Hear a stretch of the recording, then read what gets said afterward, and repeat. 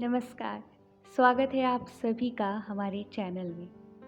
हमने प्रारंभ की है डॉक्टर अशोक शर्मा जी द्वारा लिखित पुस्तक सीता सोचती थी। आइए आज सुनते हैं भाग 2, कठिन से पल। अपार जनसमूह उमड़ा हुआ था। अश्वमेध यज्ञ चल रहा था। महात्माओं और ऋषियों के लिए एक बहुत बड़े मैदान में बहुत सी पर्णशालाएं बनवाई गई थीं। यज्ञशाला में भी उनके बैठने के लिए विशेष स्थान सुनिश्चित किया गया था। विभिन्न राज्यों से आए राजपुरुषों, विविध दरबारियों, स्त्रियों और विशिष्ट जनों के लिए स्थान निश्चित थे।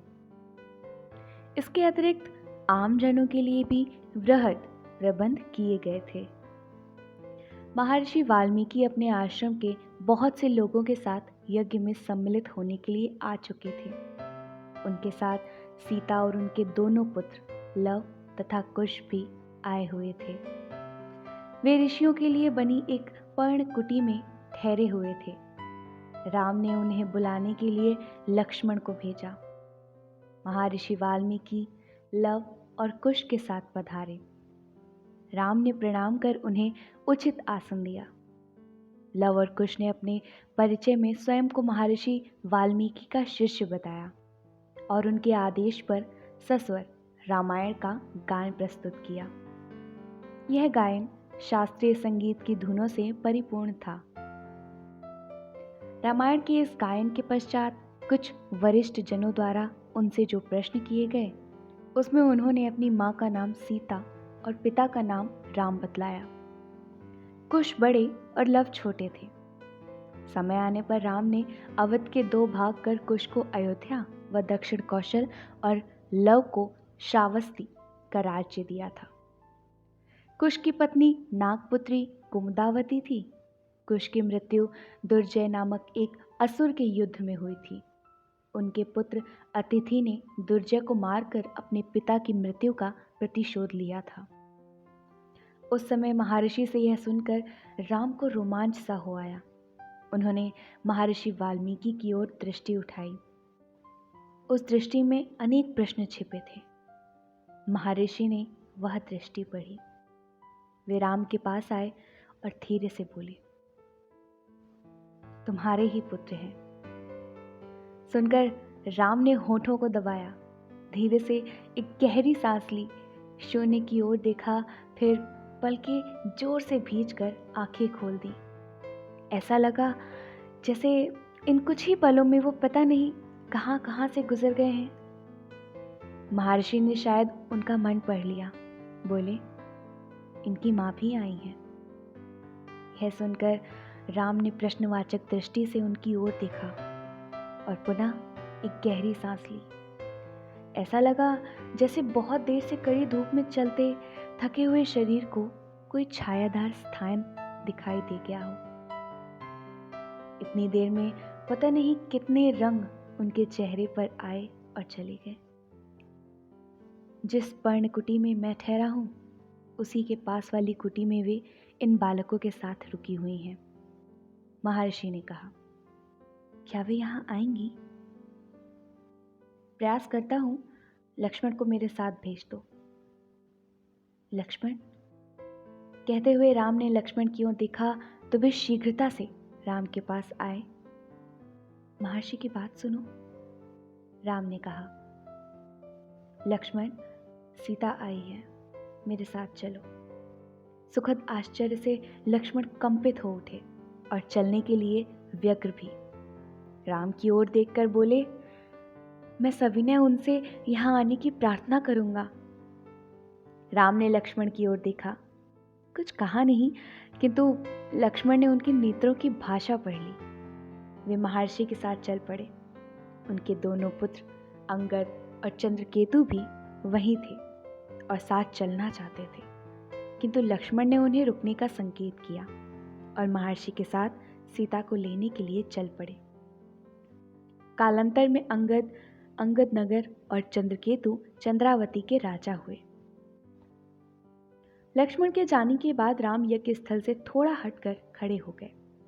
महल की ओर देखा सीता के कष्ट की दिशा में दृष्टि गई, फिर आसमान की ओर, और फिर उन्होंने नेत्र बंद कर लिए। पल भर में उन्हें छोड़कर वाल्मीकि आश्रम के लिए प्रस्थान करती सीता का दृश्य उनके नेत्रों में सजीव हो उठा। फिर सीता के साथ अपना विवाह, वन गमन के समय साथ चलने के लिए आग्रह करती सीता, उनके साथ वन में बिताए दिन, और भी पता नहीं क्या क्या राम के नेत्रों में चलचित्र की भांति आने लगा। सीने में कितनी पीड़ा उभरी, पता नहीं। मैं तुम्हें खोना नहीं चाहता सीते, उन्होंने स्वयं से कहा, और अश्रु की एक एक बूंद दोनों नेत्रों की अलकों और पलकों के बीच आकर फंस गई। उन्होंने अपने दाएं हाथों की हथेली से मस्तक को पोंछा। हथेली कुछ भीग सी गई। उंगलियों से नेत्रों में आए अश्रु पोंछे। चेहरे पर कुछ स्वाभाविकता लाने के प्रयत्न में उन्होंने हंसने का प्रयास किया। एक दर्द भरी हंसी अधरों पर आई और फिर चली गई। उन्होंने हल्के से सिर को झटका और पुनः यज्ञ स्थल पर आकर व्यस्त हो गए। महर्षि और लक्ष्मण जब सीता की पर्णकुटी के पास पहुंचे, वे बाहर ही बैठी हुई थी। उनका चेहरा भाव शून्य किंतु तेज से भरा हुआ था। नेत्र बंद थे और वे ईश्वर के ध्यान में मग्न किसी साध्वी सी लग रही थी। लक्ष्मण ने पास पहुंचकर पुकारा, भाभी। सीता ने आंखें खोल दी और महर्षि को देखकर खड़ी हो गई। लक्ष्मण ने चरण स्पर्श किए तो सीता ने आशीर्वाद दिया। लक्ष्मण ने सीता को अयोध्या की महारानी के रूप में वर्षों देखा था। आज सब कुछ होते हुए भी अत्यंत साधारण वस्त्रों में एक पर्णकुटी में भाव शून्य चेहरे के साथ उन्हें देखकर वे आहत थे। चरण स्पर्श करने पर सीता ने आशीर्वाद अवश्य दिया था, किंतु स्वर में ऊष्मा नहीं थी। बहुत निर्विकार और निरपेक्ष सा स्वर था। लक्ष्मण ने बहुत युद्ध लड़े थे। उन्हें वीरवर कहा जाता था। उन्होंने विवाहित होते हुए भी 14 वर्ष अपनी पत्नी से अलग और ब्रह्मचर्य का पालन करते हुए बिताए थे। कई बार उर्मिला की यादों ने उन्हें परेशान भी किया था, किंतु उन्हें एक भी क्षण ऐसा याद नहीं था जब उन्होंने धैर्य खोया हो या अपने को कमज़ोर अनुभव किया हो। किंतु आज सीता के भावशून्य चेहरे और प्राणहीन स्वर ने उन्हें विह्वल कर दिया। उन्होंने भरे हुए गले से कहा, भाभी, मुझे क्षमा कर दें। किस लिए लक्ष्मण? तुम्हारा क्या दोष है? आपके स्वर से ऐसा लगा आपने आशीर्वाद भी कर्तव्य की भांति ही दिया है, मन से नहीं। अवश्य ही मेरा कुछ दोष होगा। नहीं लक्ष्मण, तुम्हारा कहीं कोई दोष नहीं। फिर कर्तव्यों के सम्मुख मन होता ही क्या है? आप ठीक कह रही हैं, कर्तव्यों के सम्मुख मन कुछ नहीं होता, कुछ भी नहीं। लक्ष्मण के नेत्र पहले ही सजल थे। अब अश्रु लुढ़क कर सीता के पैरों के पास गिर पड़े। सीता को ऐसा लगा जैसे लक्ष्मण ने अपना सिर उनके पैरों पर रख दिया है। उनका मन कुछ देर के लिए विचलित हुआ। फिर उन्होंने अपने को संभाल लिया और बोली, जो कुछ हुआ वह उस समय की परिस्थितियों को देखते हुए तुम्हारे भैया की सहमति से लिया हुआ मेरा अपना निर्णय था। उसके लिए मैं आज भी दुखी नहीं हूँ। अपितु कह सकती हूँ कि एक नितांत नए, शांति और आनंद देने वाले अनुभव से गुजर रही हूँ। और ध्यान देना कि यह मात्र सुख नहीं, आनंद का अनुभव है। फिर तुम क्यों दुखी हो रहे हो लक्ष्मण? अब तक लक्ष्मण बहुत कुछ सामान्य हो चुके थे। कुछ रुककर सीता ने पुनः कहा, लक्ष्मण, यह मत समझना कि मेरा कुछ छिन गया है। सच तो यह है कि मैंने स्वयं त्याग दिया है, किंतु देखो, इन बातों में मैं तुम्हें बैठने के लिए कहना ही भूल गई। भाभी, मैं बैठने नहीं, भैया की आज्ञा से आपको लेने आया हूँ। लेकिन क्यों? आपके बिना यह अश्वमेध यज्ञ का अनुष्ठान कैसे पूरा हो पाएगा? लक्ष्मण, यद्यपि मुझे इससे अंतर नहीं पड़ता, किंतु फिर भी मैं यह जानना चाहती हूँ कि क्या यह आमंत्रण केवल यज्ञ को संपन्न कराने हेतु है? नहीं भाभी, मैं ऐसा नहीं समझता। शायद यज्ञ पूरा करने की बात एक बहाना ही है। सच्चाई इससे इतर ही होगी।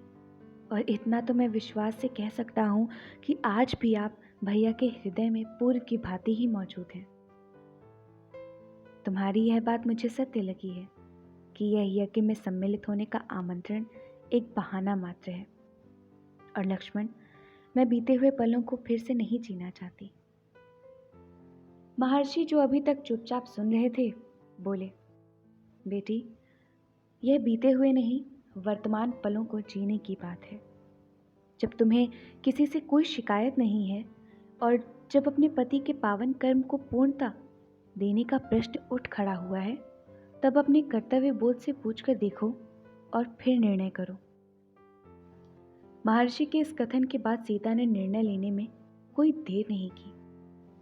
ठीक है, मैं चलती हूँ, कहकर वे कुटी के अंदर चली गईं।